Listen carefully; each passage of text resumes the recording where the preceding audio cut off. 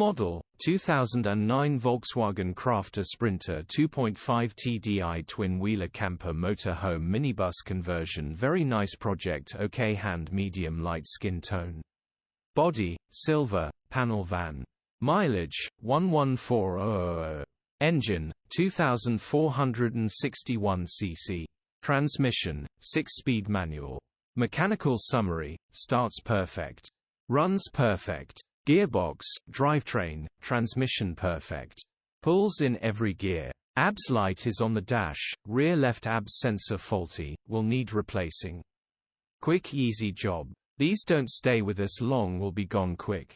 Get in fast. Open mouth smile. Condition summary, bodywork is in decent, average condition.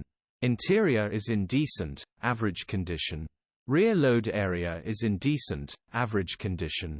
Features, electric windows, reversing camera, fully insulated, professionally fitted windows, skylight and roof lining.